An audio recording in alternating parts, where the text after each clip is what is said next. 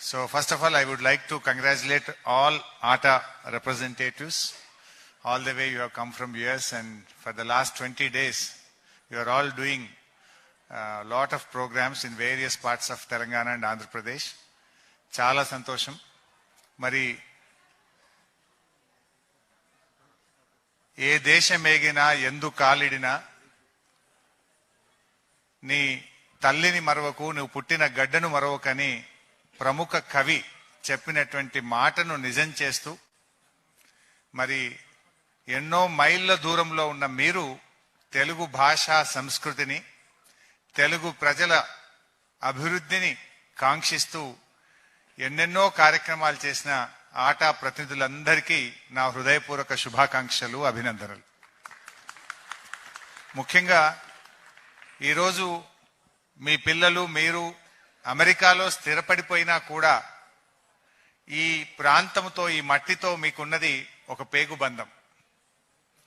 మీరు అక్కడ బాగా స్థిరపడిన ఉన్నతమైనటువంటి జీవితాల్ని మీరు పొందుతున్నా కూడా, నేను పుట్టిన నా ప్రాంతం, నా తెలుగు ప్రజలు సంతోషంగా ఉండాలి, నా తెలుగు ప్రజలు బాగుండాలి, నా తెలుగు భాషా సంస్కృతిని, సాంప్రదాయాలను గౌరవిస్తూ మీరు చేసినటువంటి కృషి చాలా గొప్పది.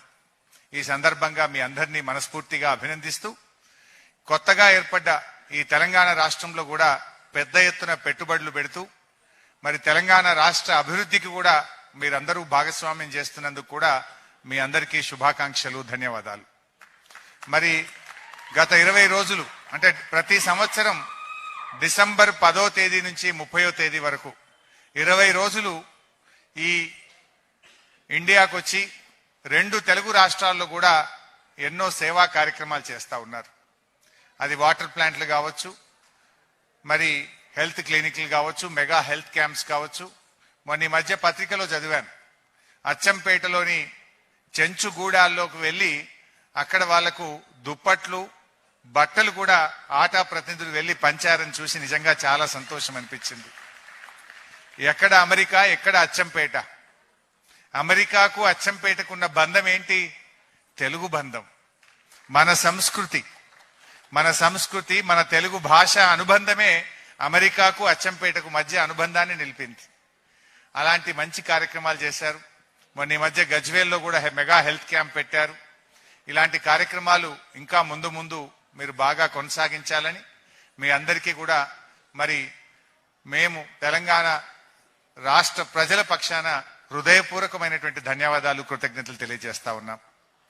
మరి ఈరోజు మన నట కిరీటి రాజేంద్ర ప్రసాద్ గారికి ఈ అవార్డు ఇవ్వడం నిజంగా నాకు చాలా సంతోషంగా ఉంది. జీవన సాఫల్య అవార్డును వారు ఈరోజు అందుకోవడం నిజంగా ఆయన పూర్తి అర్హులు. 50 ఏళ్ల నట జీవితంలో ఆయన పొందని అవార్డులు లేవు. ఆయన తెలియని మనిషి తెలుగు రాష్ట్రాల్లో ఉండరు. ఒక అద్భుతమైనటువంటి మరి నటుడు వారు. హాస్య నటులంటే ఒక పార్ట్ క్యారెక్టర్లుగా చూశాం, కానీ రాజేంద్ర ప్రసాద్ గారు సంథింగ్ డిఫరెంట్. ఆయన హీరోగా కూడా చేశాడు. పలు సినిమాల్లో ఆయన్నే హీరో, ఆయన్నే హాస్యాన్ని కూడా పండించాడు. అలా అద్భుతమైనటువంటి తనకంటూ ఒక ప్రత్యేకతను సాధించుకున్నారు. అంతేకాదు, ఆయన ఆ ఫీల్డ్ లో ఉండేటువంటి వర్కర్ అసోసియేషన్ కు కూడా అధ్యక్షులుగా ఉండి సినిమా రంగంలో ఉండేటువంటి కార్మికుల సంక్షేమం కోసం, ఆ కార్మికుల హక్కుల కోసం కూడా పోరాడినటువంటి చరిత్ర రాజేంద్ర ప్రసాద్ గారికి ఉంది. ఆయనకు నా హృదయపూర్వకమైనటువంటి శుభాకాంక్షల్ని, అభినందనల్ని కూడా ఈ సందర్భంగా తెలియజేస్తూ, మరి సమయం తక్కువగా ఉంది కనుక వాస్తవానికి నేను ఉప్పల్లో అక్కడ ఈరోజు ఐ ఫోకస్ సంబంధించిన ప్రోగ్రాం నేను కిషన్ రెడ్డి గారు ఇద్దరం అక్కడ పాల్గొన్నాం. కిషన్ అన్ననేమో ముందు మాట్లాడి బయలుదేరినాడు. మరి ఇక నాకు తప్పని పరిస్థితుల్లో నేను వెనక మాట్లాడి మెట్రో రైలు ఎక్కి మిమ్మల్ని నిరుత్సాహపరచద్దని పరిగెత్తుకొని వచ్చి మీ మధ్య ఈ కార్యక్రమంలో పాల్గొనడం నాకు చాలా సంతోషంగా ఉంది. అందరికీ నమస్కారం and advance happy new year.